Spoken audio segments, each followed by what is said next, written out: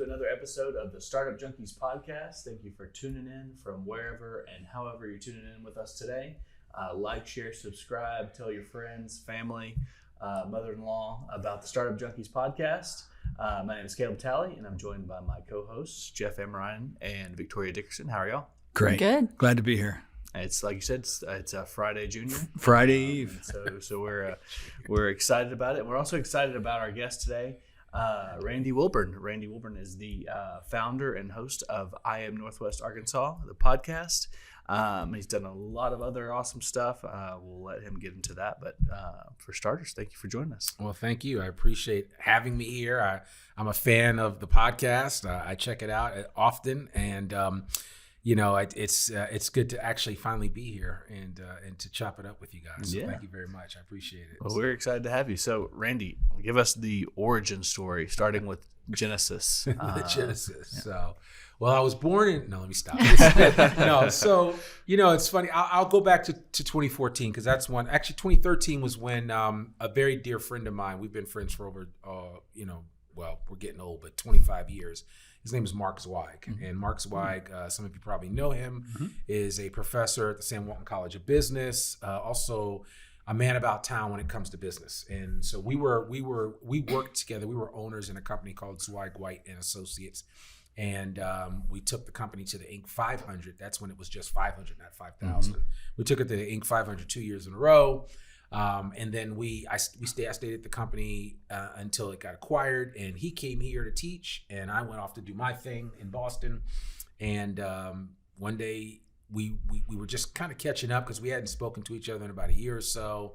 I was asking him how things were going out there in Arkansas. Mm-hmm. He was like, great, you should come out here. I was like, there's no way I'm ever coming to Arkansas. Never. I have no interest in it. Although the crazy thing is in 94, I was a huge Razorback fan. It's a good time to be a Razorback fan. It was. Fan, right? No, I was on the bandwagon for a couple of years because I really liked Nolan Richardson. Yeah. I thought he was an amazing coach. He was. And the thing that I really liked, I thought they honestly should have had two. Oh yeah, they should have had two. That was just, so it's interesting to watch and to be here now. It's like really kind of weird. Yeah. And even back when I was in college in the late 80s. I worked at a photo shop in Washington, D.C., and the woman that managed the photo shop was from Fayetteville. Huh. And I wish I could track her down now. I don't think she's here, but she was a huge Razorback fan, man. And it was just so foreign to me. So, but anyway, Mark said, hey, man, why don't you come back and work at the company? I was like, cool, I'm not moving to Arkansas. Came back to work with the company. He flew my wife, Nicola, and he said, Nicola, why don't you come visit? And she came and visited. We visited on a perfect October week. Yeah. Stayed at the Dixon Street Inn. Took us to James on the River, or was it James Hill? Yeah. And Theo's, Bordino's. he took Nicola out, my wife, out to a different, really nice restaurant every night. 3 months later, we were pulling up to south of town where we rented for the first year when we moved here. Nice. And that's how we got to Northwest Arkansas. So I always tell people, never say never. Right. Because you never know what will happen. So, yeah. And I had no idea what I was getting into. Sure. I really didn't. I just, it's like, I hear good things. I know who Walmart is. I know who Tyson is, JB Hunt. But that was it.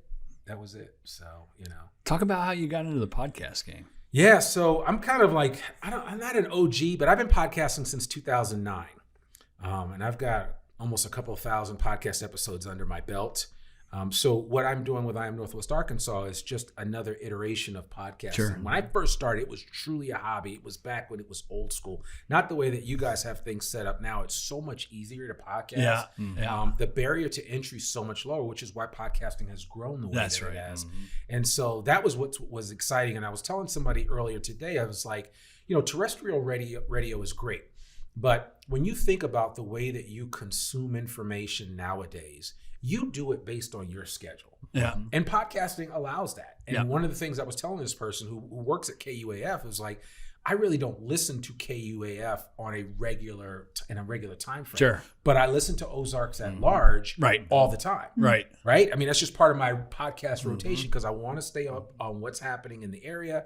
And so, I mean, that's the one thing that I can say about podcasting, that it's such a powerful medium that allows you to time shift and listen to and consume really great information that is either really wide open, or it can be super narrow and hyper focused, right? And so when you think about like even what you guys are doing here with Startup Junkie, I mean, there are a lot of people that are doing podcasts similar to this, but there aren't many podcasts like this that focus on what's happening right here in Northwest Arkansas.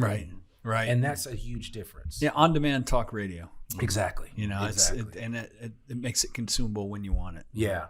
And like makes me think about kind of the advent of recording video and like how it eliminated appointment television. Yeah. You know, exactly. like you had to watch TV. DVRs. DVR. You had to be, in front of the TV at 7:00 to watch that show. That eliminated that, and then streaming, took it even further. And it's kind of that same approach to, talk radio. It's just the podcast. It's like when I want it. Right. I want it now, and this is the content I want. The only wrinkle is live sports. Right. And I'm one of those people where sometimes I want to go in and don't tell me the score of the game. That's going to be a problem. So that's the only challenge. And so that for instance, I missed the Razorback game the night before last when they played LSU. So I got a chance to DVR and I just went back and watched all 23 of the best plays of the game. Which is cool. Those three back-to-back alley-oops. All of them. Yeah. I mean, I got to see them all, and there were a lot of slams. And I mean, I was so glad that the Hogs got back up on the win column and really did some damage in that game. So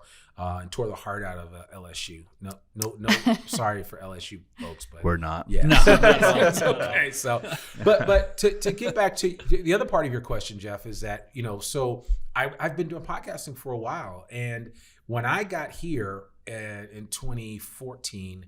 I started a podcast for Zwei Group, which is actually still running to this day. And it was just a podcast around the niche of the design industry. Sure. So engineers, architects, environmental consultants, planners.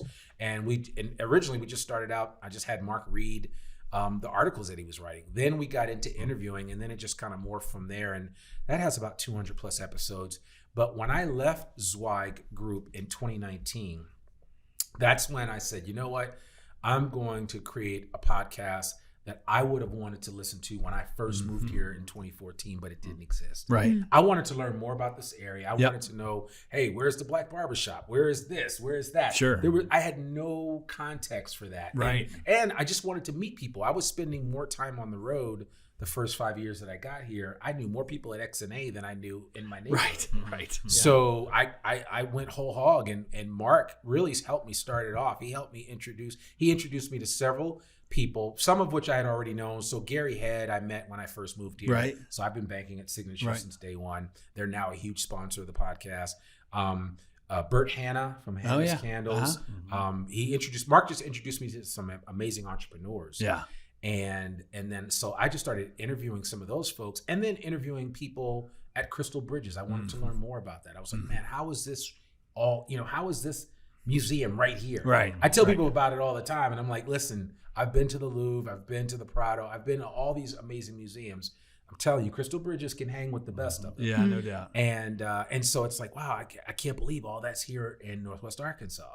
So I said, let me continue to tell that story. And it's just, now 204 episodes later, as of this past Monday when we're recording this, I just keep telling the stories.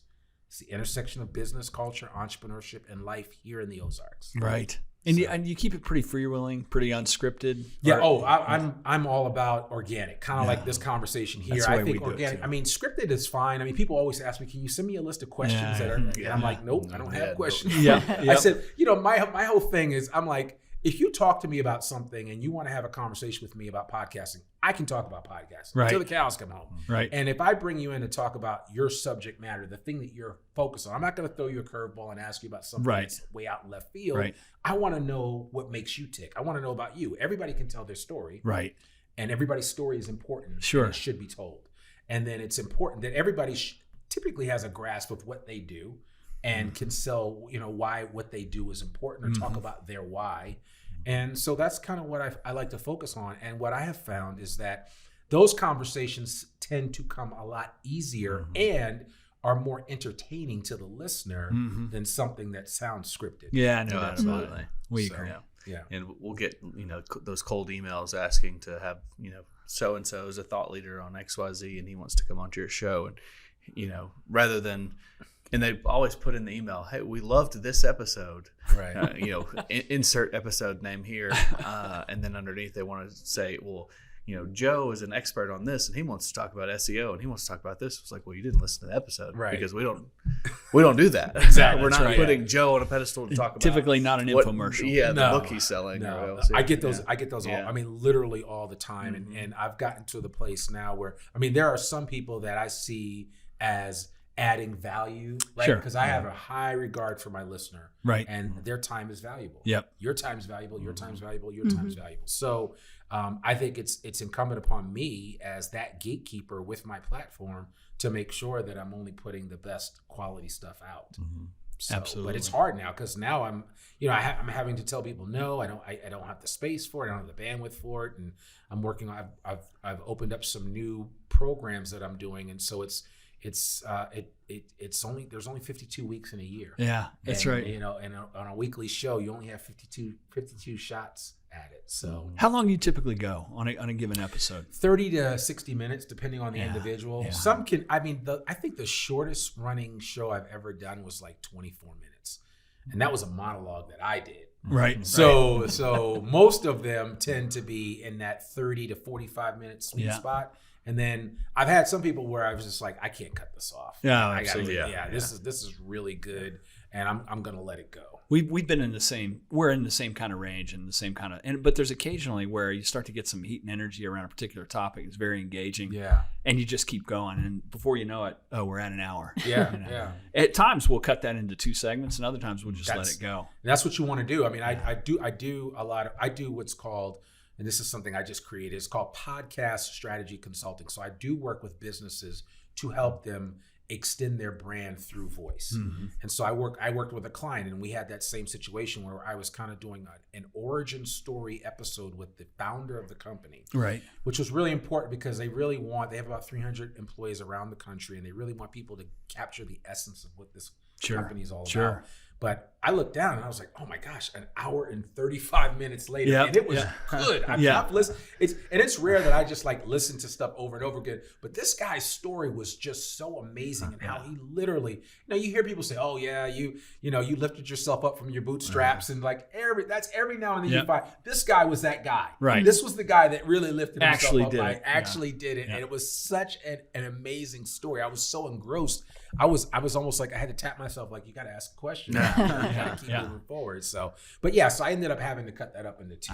How do you think about, this is something that we do both of, but how do you think about having audio and video both, and having stuff pushed out on a YouTube channel? What are your thoughts about that? Oh, so I think it is, I think more is more, right? As far as, I am an audio purist. Mm-hmm. I love the spoken word. I love to hear the audio. I mean, there's just something intimate about that that you can't always replicate with video. Yeah. That's why I tell people all the time, why do you think musicians are so big in people's minds? It's like, because when you put those headphones on and you're listening to, insert your favorite musician there, they take you to a place that's special. Yeah. You get that same effect with audio podcasting, where people are like, man, I've had people come up to me, and it's kind of freaky now because it's like, aren't you that guy that does the podcast? Mm-hmm. I listen to you all the time. I love your podcast. I love when you talked about this. I had it happen recently at the 641 Deli at the library.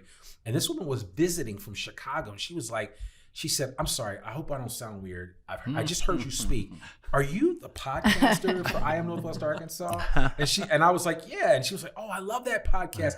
The reason why we're visiting this deli is because you mentioned it on the podcast. No, wow. So awesome. It was a total serendipity. But it just reminded me of how intensely personal podcasting can be. Yeah. But back to your question, I think I don't look at it as an or, I see it as an and. Yeah. I think audio and video. Yeah. So I'm starting to do more video now. It's just that, as you guys know, it's a much heavier lift with video than it is with audio. Sure. Definitely. I don't edit in anything anymore because I don't have time to, but my editing team, they're primarily audio first, but now I have a couple of video editors that I've teamed up with that can help me out. And my goal in 2023 is to do more video podcasts. Yeah.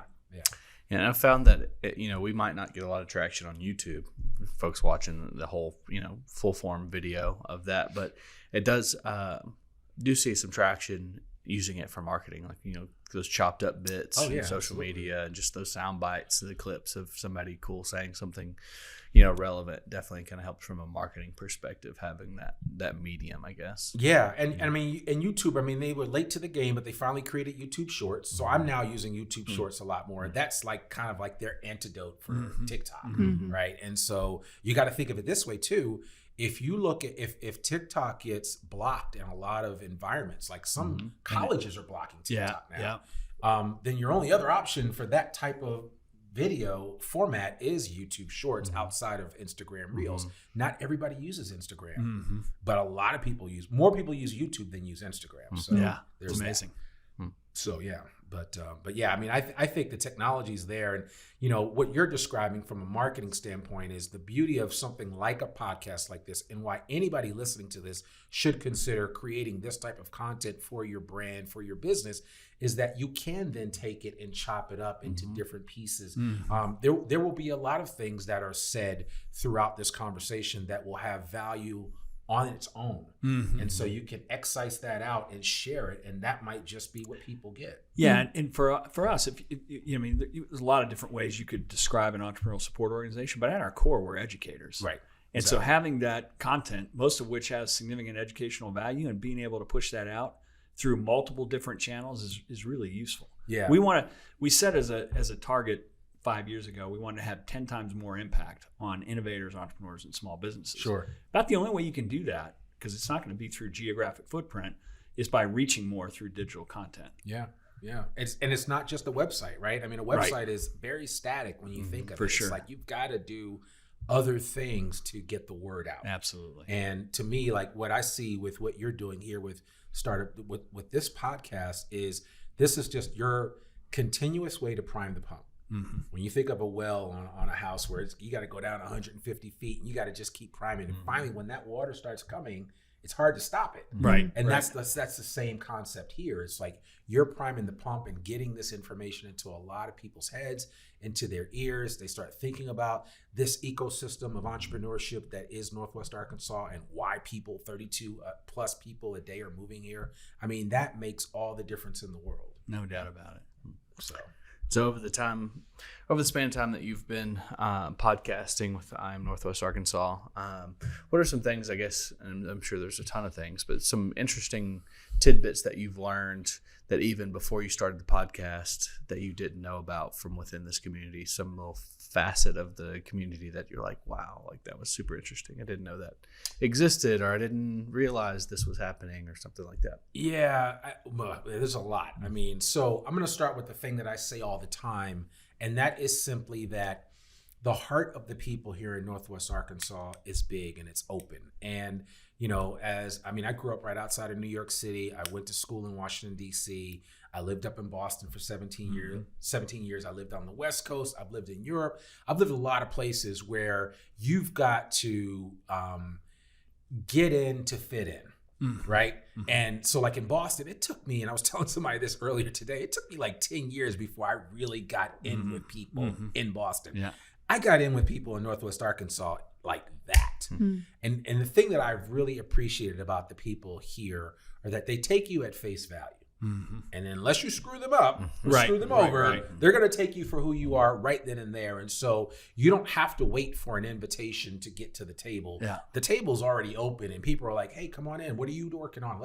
Here's what we're working on. And it's more, this environment has been so much more collaborative for me than a lot of other places where I have lived. And that's no shade on that San Francisco. I love San Francisco, and I love going there as much as possible. And that's nothing against Boston. The seafood's amazing. But there's something unique about Northwest Arkansas. I think some of it has to do with the heartland aspect of it, right? And people are just different in the heartland. It's just a different mindset. It's true. I got a chance to participate in that Heartland Forward program and the Builders and Backers, and that was a great program last year. And it was just great to see everybody come in from different walks of life and different experiences, the people that look different, but we all had one objective, which was how can we help each other and create the best version of whatever we were trying to create at that time. Yeah, I summed it up. I couldn't agree more. And it's really different. I spent a lot of my business life in international business, a lot of time on the East Coast.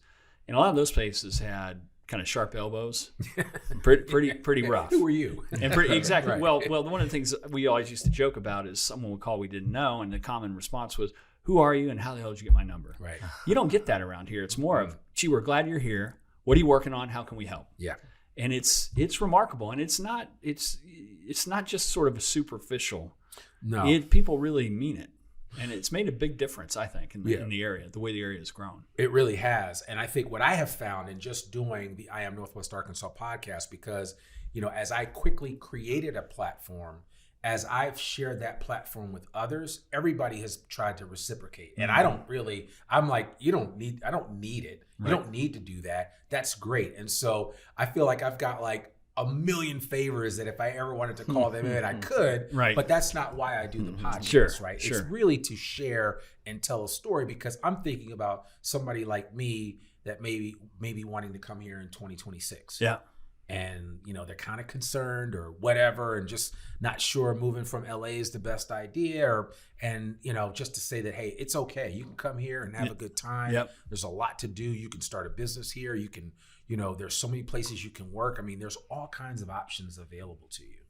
And sometimes you need that person on the ground to verify and validate things for you. And I've gotten the feedback from those that have moved up here, or that, like, there's a couple that lives right in Fayetteville, and they reached out to me before they even moved here, and they both worked in San Diego, and they just uprooted and moved their whole family here, and they love it. Yeah. They've been here. They've been here for over a year and a half now. Bought a home right by Gully Park, and they're like, "This is the best thing ever," And I'm so glad your podcast helped us. It's not an uncommon story either. No, I mean, it's not rare. It's not like the isolated. It happens frequently. No, it does. It happens quite frequently, and so I've actually become used to it, and I appreciate it, and that's kind of the fuel for me, right? Because doing this podcast, it's like I would do it for free, and I did it for free for several years until it has slowly become something more than that. Sure. And so I've kind of worked it out that way. Where do you see it going next? So you've got this great following. You've got a nice audience. You get great people on. Where does it go over the next 5 years? Yeah, that's a good question. It's interesting. So I have, I've been asked, I'm on a couple of boards now, maybe more than my wife would like, and I've kind of had to scale back some. But so I do have an opportunity to work in the community from a board perspective with different organizations like the Fayetteville Public Library Foundation and Ozark Natural Foods. But I am, one of my focuses is on creating the best environment possible, and again, sharing my platform with as many people as I can. And so that led me to building an alliance with the Northwest Arkansas Council. And so just this year in 2023, we have entered into an agreement where the council is going to share some of my podcasts on their platform. Nice. And we're also going to create multiple podcast episodes this year that focus on some of the topics that the council is focusing on, like workforce development, right, like affordable housing. And we'll talk about some of those things. Two areas specifically that I have a lot of experience with in the past. So it's totally within my wheelhouse to be able to do that. Plus, I've been working with the council now for 2 years with the Onward Ozarks program, which is a quarterly program where we talk about all of the different initiatives that are taking place here in Northwest Arkansas as a means to attract new businesses that might want to come to Arkansas, as well as creating more general awareness for those that are already living here. Right. Yeah. So that's exciting. I'm excited about that. That's really cool. Yeah. And I guess in going back to that conversation we were having about just that collaborative nature and that collaborative culture of Northwest Arkansas, I'd be interested to hear you speak to there's that effort to recruit more people to Northwest Arkansas. We've got 32 people a day coming to Northwest Arkansas. How do you maintain a culture of collaboration within Northwest Arkansas when there is such a large influx of people from outside of Northwest Arkansas? How do you kind of set the tone for that for the next generation of incoming transplants. Yeah, transplants. Yeah, I think that's actually incumbent upon everyone, right? I mean, I can try to set the tone with my podcast, which I try to do. You guys are influencers in what you're doing, right? So I see a lot of the things that you're doing. You're over in Korea and other things that are happening. I mean, there's all kinds. So it's like we're not only trying to build what we have right here, but we're also trying to export it to other places and build relationships that matter. And in that same way, I think as more people want to come here, there need to be platforms in place for them to learn more about this area, so that the whole onboarding of coming into a new place like Northwest Arkansas is seamless. And you know, of course, I'm sure Walmart's doing that pretty well with their folks, and JB Hunt and Tyson are doing the same things. But I mean, even the big companies need help. And the university attracting talent, Sure.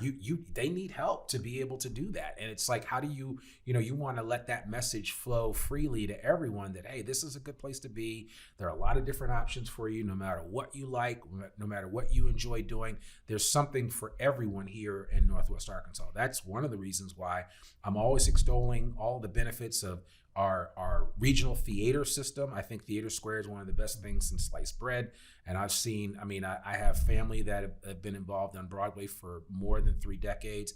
And they have a lot of high regard and respect for what the theater scene how it's represented here in Northwest Arkansas, both at Theater Square, the Walton Arts Center. I mean, we just, I say this all the time. People are like, what does that mean? I'm like, we have an embarrassment of riches here. We have a lot here, right? Because again, we have this great art collection that's just a few miles up the road. We have this great regional theater. I mean, the SONA, the Symphony of Northwest Arkansas, is pretty amazing.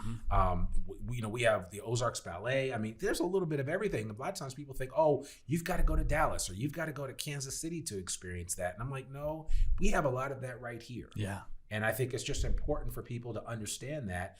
A lot of the times I'm reminding people that are already living here of all these things. And then a lot of times I'm making a case for somebody that wants to come here that, hey, you can come here, you can bring your family here. There's a lot to happen. There's a lot to do, and there's a lot that you can get involved with. When we first got here, we got involved with Trike Theater with our kids. Right.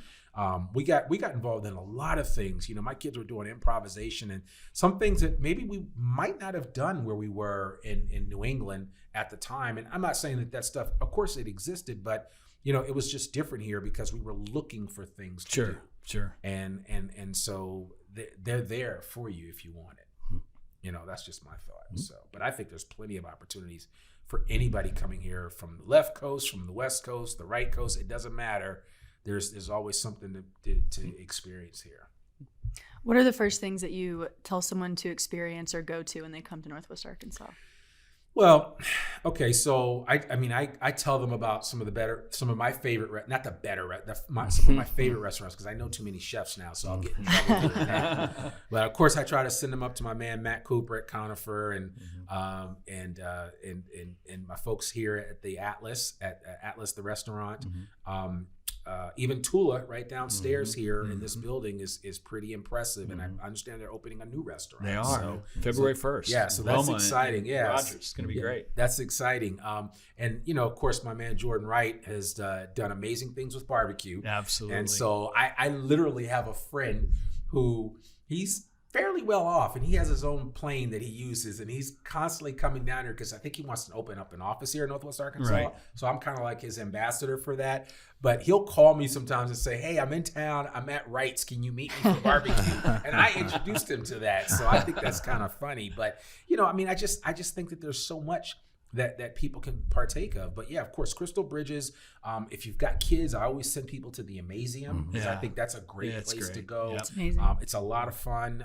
And as our kids have gotten older, they don't want to go as much. But when we first moved here, when that first opened, we were there like every week. So, there was a lot of fun happening at the Amazium. I think, obviously, it would go without saying the world-class trail system that's here, both for road bikes and mountain bikes. Gravel riding is pretty insane. I just think that there's a little bit of everything to do. And the other aspect is that we've got some other great museums like MONA, the Museum of Native American History. This is one person's collection of artifacts, and it's an impressive collection. I mean, like every school or a lot of the schools send their kids to MONA at least once a year or once every other year to go visit.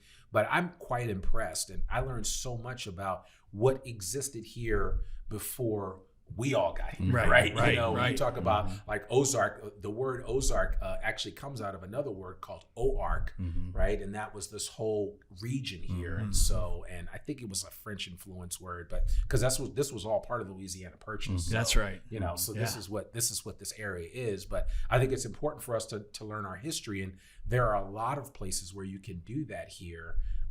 You know, that I think it helps people out to get a better understanding. And then when you add into it all the things that a lot of the local businesses are trying to do to capture every audience, like, I mean, I think what Gary Head's done with Bank OC and creating the first bilingual bank in the state of Arkansas, which I think is pretty cool.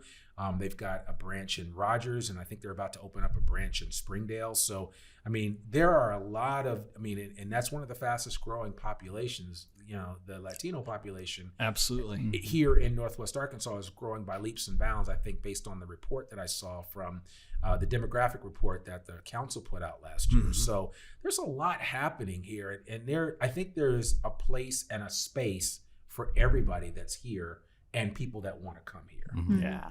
So couldn't agree more. Couldn't agree more. And it's, you know, a lot of times I think we fall into the trap of people will ask the question, particularly in the startup scene, they'll say, well, this is going to be the next Austin. And a lot of us are like, no, it's not going to be the next Silicon Valley. It's not going to be the next Austin. No. It's going to be the best NWA it can be. Right. And it's going to be unique and different. And there's attributes here. There's things about Austin that are great. There's things we don't want to emulate. No. Austin is like a synonym for LA now in many respects. Too much traffic, too many people, hard to get everywhere, expensive. I think we can do it better, quite honestly. Well, yeah, and that speaks to a whole nother area that I'm kind of involved with, because I do some work with the Urban Land Institute of Northwest Arkansas, and those guys are hyper focused on placemaking, right? And when you think of placemaking, like Austin, they had an opportunity about 20 years ago, right before South by Southwest started happening, where they could have really built up some things from an infrastructure place, but they didn't. And now they have challenges. And yeah, Austin's great. I have a brother-in-law that lives down there. But I feel like we can take some of those lessons learned from Austin and apply them here in Northwest Arkansas. And like you said, just make a better Northwest Arkansas, right? Because I talk to people that are like, man, you know, back in the day before the Bobby Hopper Tunnel, driving back and forth to Central Arkansas was a little bit of a challenge. And I have no frame of reference for that because, you know, I drive my son, he plays travel soccer, and we're always back and forth to Little Rock to play games. And people are like, man, you don't know what it was like back in the day. It was a whole different. You just about couldn't get there from here. Basically. Yeah, that's it what was. I hear. It was you know, miles and miles of windy road. In every direction you wanted to go. Yeah. I mean, beautiful. And that's just the thing. I mean, beautiful scenery, but I mean, if you're trying to get from point A to point B, it was much more difficult. But you know, I talk to people that are like, before 265 came up, it was we had challenges, and when Business 71 was all there was, you know, and it's like, wow, you think of how far we've come. We still have far to go, but I mean, we're at a place now in a juncture where if we really take our time and are thoughtful about the growth that we're about to experience, where we do infilling in a responsible and respectful way, we will have to turn people away because everybody's going to want a piece of Northwest Arkansas. No doubt. So. No doubt about it. And I think a big piece of that too is historically, I feel like there was this divide between Northwest Arkansas and Central Arkansas in regards to, you know, you've got the capital, you've got the policymakers, you've got the lawmakers there in Central Arkansas, not necessarily really caring about the infrastructure in Northwest Arkansas for a long time. So as Northwest Arkansas kind of developed that leverage, you know, through enterprise and through the Northwest Arkansas Council over the years, and kind of leveraging that to kind of get some investments from a state perspective and some of that infrastructure, like the tunnel and the interstate and all that, kind of game changer. It is. Yeah. I mean, make no mistake. I explain to people all the time. Yeah, the center of the state is the seat of our government. But everything tilts to Northwest Arkansas. Yeah, it just does. And maybe there was a time, and this goes way back, but obviously, U of A being a land grant institution, there was an opportunity for U of A to have existed somewhere in the central part of the state, or even in the southern part of the state. Right. That never happened. It happened to be up here, and so I think we're the beneficiary of certain decisions that took place way before any of us were around. Yeah. And it is what it is now. I mean, but that's the thing. I mean, nobody would have thought that when the U of A ended up planting its flag here, that along would come a man in the 50s named Sam Walton that would, start doing some things and say that, hey, you know what, I can do it right here. No, that's right. And I think that's one of the beauties, especially of business, and that intersection of business and everything else that happens here. While business does drive a lot of our area here, the culture is driven. I mean, culture is driven as well here, and there's so many other things that play into that. But yeah, I'm never under an illusion that Walmart is what it is. There is no perfect company, so it's as perfect as it's going to be. Same thing for JB Hunt, same thing for Tyson. And, I'm always going to root for them because they're in my backyard. Yeah, that's right. And, I'm never going to be like, because I know how I kind of viewed some things before I moved here. Once I got here, I had read Sam Walton's biography years ago. I had to reread it again. Yeah. And once I reread it again, then I started meeting some friends of Sam and learning some stories. Yep. It just gave me a whole different perspective. And that's when you really can start to appreciate what's happened. It's like kind of like Jones Trucking Line, right? And that whole story. Yeah. And so you go to the Jones Center. I have a whole different respect for the Jones Center and what Bernice Jones was able to do. And I mean, just that whole story needs to be told because that's a documentary and then some. So. Well, the Johnny Bryant Hunt, JB Hunt and Janelle Hunt story is something too. I've heard. Mean, it's just this is a guy that said never let anybody build a fence around your dreams. Right. He had a 6th grade education, was massively dyslexic and could barely read.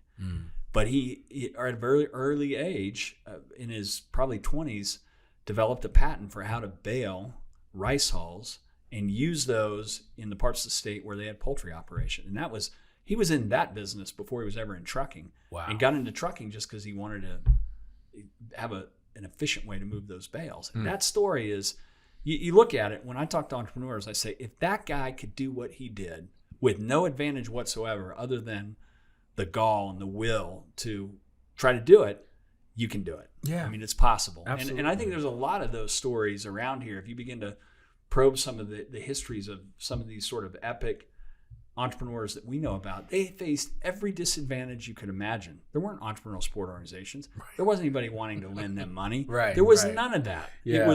And they were in an area in the country that was 49th or 50th on every list you would want to make. It was forgotten. Yeah. Right. Mm-hmm. So it's inspiring. I actually think this hard scrabble background that the Ozarks region in particular has, it empowers the people that begin to understand that story and realize there were some people here that were scrappy that figured out how to get stuff done when they had every disadvantage possible. Right. And that's amazing. In spite of everything. In spite of it. Yeah. Right. Yeah. That's exactly right. Yeah. No, I get excited. And I always remember like stories that my grandparents would tell me. They, my grandparents were born in 1908, 1911, respectively. They've passed on, but they told me, what it was like during the Depression. Yep. In vivid detail. Oh, yeah. But the one thing they did say is that we honestly lacked for nothing because everybody came together. Right. And that's a lot of what I've heard about stories back in the day here in Northwest Arkansas. That people were collaborators together, and it wasn't. They had to. You didn't have a choice. Yeah. So it's cool to hear those stories. So. What's one of the most interesting stories, most interesting people you've sat down with? One, I know that's a This tough is like picking favorites. Yeah, no. This is really which tough. one's your favorite child? And then also, who do you want to interview next? Like, who's somebody that's on this list? It's like, oh man, I really want to top of that list. I know you got a mental list. Yeah, maybe they're listening. Actually, it's funny. Janelle Hunt's one of those people. I would love to interview her. She's still around. She's spellbinding too. If you get into her conversation, I'd had her guest lecture in a class about 8 years ago that I was teaching, and I've never seen 18 to 20-year-olds completely fixated on what she had to someone say. of her age. They listened to every word. Yeah, and it was just that's amazing. awesome. Yeah. Well, yeah, I'd love to have her on. I think. Well, let me answer those first. So, and I was just on Good Day NWA recently. I co-hosted with Jacqueline. That may be what House. prompted my question. And so when I told her, I said the five people that I want. I'd love to have Alice Walton. I would love to have Nolan Richardson, Bill Clinton, Al Bell, and I think the fifth person that I said was who was the fifth person? Or maybe I said four. I think those were the four that I gave, but those would be the ones. And of course, they all have a tie to Northwest Arkansas. They do. So we had Al Bell on some years back. Yeah. And his it was one of the best episodes we ever did. I can imagine. It And was he's got some stories to tell. He's with got some Stax stories to records and tell. everything. I mean, Yeah. and you think about it, it's like, wow, there was so much. I mean, just within a 5-hour loop between here and Memphis, I mean, some of the greatest music that was ever created No doubt. came right out of this whole region here. 100%. So, yeah. Right. So I think it's really impressive. In terms of episodes that I've done, I actually just released an episode. It's now part of my Hall of Fame. It is an episode that I released this past Monday, and it's kind of bittersweet. One was because this was one of the most downloaded episodes that I had, but also because this person just recently passed away, and his name was Brant Barnes. And Brant we know Brant. was a local entrepreneur. Brant was just a good dude. We became fast friends through Mark's Y. Yeah. He would go and speak at Mark's class. I've spoken to Mark's class. But Brant and I got together, and I just interviewed him in his office one day back in 2021. Yeah. And we would just get together on a regular basis and have coffee. And I introduced him to some people that I knew, and he introduced me to folks that he knew. But I mean, his story was just amazing. And in that story, he talked about when he and his dad 8 years ago crash landed their plane on a highway in southern Arkansas. I mean, and it's like, and when I heard, I mean, I kind of broke down when I heard that he died because I had just seen him a couple of days before. What was really worse was that Mark Zweig and his wife, Sonia, had just had breakfast with him that morning and heard that afternoon. And so I had to replay that episode, one, because it's a very encouraging episode. And I would encourage anybody that's a listener of this podcast to listen just to that episode, because this guy broke down the whole story about how he got started in business, how he got hold of his Papa John's, and everything he said related back to relationships. Yeah. I mean, he was nothing special as far as a business person was concerned. He didn't have a ton of money. It just worked out, and he was able to build some relationships, and he put some hard work behind it and put the effort and time into it. And before you know it, I think when he passed, he had 8 or 9 Papa John's, a lot of real estate. He was a real estate investor, and then of course he was the #1 shelter insurance agent in the country. Yeah, and he owned the shelter insurance agency. He still owns. His family owns this shelter insurance agency right here in Fayetteville. Yeah, he accomplished a lot for a guy that's 43 years old. He's 43, and again, when because I've had some people that, like, his father reached out to me and said, "Man," he said, "I need a copy of that podcast because." He said, I know that I'm going to either lose or erase some of his voicemail messages. Because, that's the one thing that we want to hear, somebody's voice. Yeah. I mean, the videos are great, but I just like hearing the voice. Yeah. And so that was a very special episode. The episode that I did with, I thought Bert Hanna's episode was great when he talked about walking out of his accounting class when he realized that he didn't need to graduate in order to be a successful entrepreneur. Right. I thought that was just brilliant. And he really told some good stories there.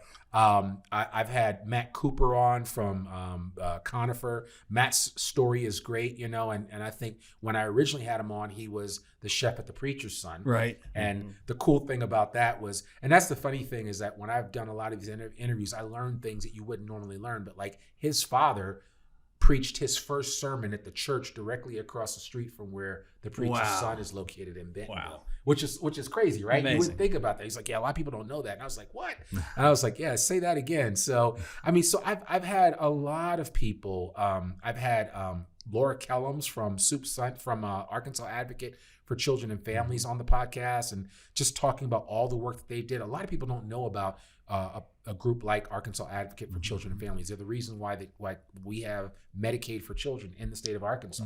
They advocate for women and children in this state more than anybody else. And so the list goes on. I mean, I've had a couple of good interviews with Omar Kasem. A lot of all you guys know Omar, I'm sure. This audience knows Omar. Omar's going to be, it's going to be interesting to see what it is. His trajectory is out of this world. Where it goes, I mean, we might see Plomos in every major city in a couple of years. Yeah. But yeah, I'm really proud of him, and proud to call him a friend. But yeah, I've had him on a couple of times. He's awesome. Yeah, former student. I had him in class. Yeah.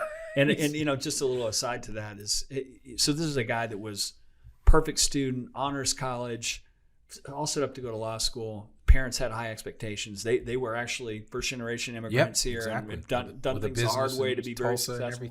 And I never will forget when he wanted to talk about what he wanted to do for his thesis, and I had him in class. I was like, okay, let's have a conversation. He's like, yeah, I traveled all over Texas, and I want to open this sort of custom taco place. And I'm like, that's a terrible idea. Why do you want to? You have all this potential. You could build anything. Why do you want to do it? And he's like, no, trust me. It needs to be here. It'll work. That was Con Queso's, right? Yeah. And I've never questioned the guy's sense, because he grinds. Yeah. He works extremely hard. Yeah. So, you're right. The upside on his trajectory is as big as he wants it to be. And I think it's important for people to know or understand his story, because I think even for most of us that are starting or trying to run a business, you're going to have some failure. Yeah. Right? That's just the way that it is. Yeah. He had some major failure with Con Queso's. He did. And he picked himself up. He didn't cry about it. He just said, you know what? I'm going to do this better. And he did. And he went out and created some other things. And sometimes you're going to, sometimes the thing that you think is the thing that you're supposed to do, maybe you just have to go a couple of degrees to the right or a couple of degrees to the left to do the thing. It's a winding road. Yeah, it is a winding road. And you've got to be willing to take some of the failures in order to achieve some of the greatness that's in store for you. So, is it time to land the plane? Sure. Yeah. So the one question we ask all of our guests on the show is if they were able to, climb into their time machine, go back, whether that be before you moved to Northwest Arkansas, before you even made that decision, or even further back. Knowing all you know now, with all your accumulated knowledge, what advice would you give young Randy? Oh man, if I could go back. Two things. Don't sell that 100 shares of Amazon stock that you bought at $14 a share back in 1998. Hold on to that. It might be worth something. It was, it was, and is still worth something. Definitely don't do that. And then, I think the biggest thing is honestly is what we were saying a few minutes ago is not to be afraid of failure, and it's okay if you get to do multiple things in your lifetime. This whole idea, I think, like your parents and my parents, when they got out of school, it was the idea that they were going to have one track and that was it. The thing that I would have wanted to tell myself back then was, hey, it's okay if you start and stop different careers. Right. And this next generation, I mean, they're going to have, like, the number of careers they're going to have is just going to be insane. Yeah, exactly. And the number of things they're actually going to be able to do in tandem with each other, right? When we think about, the gig economy and side hustles and all that stuff, everybody I know has a side hustle. Yeah. So it's like, embrace that, because that's kind of how the culture is. Life is a mutual fund. It is. It is. So, make it a good index fund and you'll be all right. That's right. Yeah. So great advice. Yeah. Where can our listeners find out more about all things that you're doing, the podcast and anything else that you want to? Absolutely. I would be honored if you were to at least subscribe for a short period of time to the podcast. We're on every major platform. You can even ask Alexa to play the latest episode of the I Am Northwest Arkansas podcast for you. We are, of course, online at iamnorthwestarkansas.com. Anybody can connect with me on LinkedIn. I'm easily followed there. And we're on all the major platforms. I think the biggest thing for me is getting my voice out there to as many people as possible. And so I would just encourage you to tune into the podcast. I guarantee you there is something in there for everyone. That's good. because we've covered the intersection of business, culture, entrepreneurship, and life here in the Ozarks. So whatever your proclivities are, whatever your excitement is, I'm sure we have something for you. And that will be encouraging too, because that's the other piece of the way that I try to focus on the podcast, which is to bring some type of encouraging message out of it. So I try to tease out of all of our guests, hey, what is it about you? So it's like, even when I had Martha Londigan on, and Martha's been a great guest on the podcast, and just kind of sharing her story and her roots and her family here in Fayetteville, and then over by the nation and everything. Right, and right. so it's just, I love learning that about people, because sure. we all have so many different aspects about us that are many layers, and most of us only share the outer layer to people. But it's when a good podcast can peel back those layers and Absolutely learn something right. more. So Thanks for coming. yeah, thank you. This is great. I appreciate it. Ecosystem builders, entrepreneurs, chambers of commerce, mayors. If you're interested in taking your economic future into your own hands, we've got a book that can help you. Creating Startup Junkies, Building Sustainable Venture Ecosystems in Unexpected Places is the guide. It's a little bit inspiration. It's a little bit toolkit. What it will allow you to do is take your economic future into your own hands and build a sustainable small business, innovation, and entrepreneurial ecosystem in your backyard. If you'd like to hear more, check out creatingstartupjunkies.com. The Startup Junkie podcast reaches over 100 countries and has had over 100,000 downloads. If you're interested in reaching some of the most motivated and engaged innovators and entrepreneurs on a worldwide basis, give us a shout.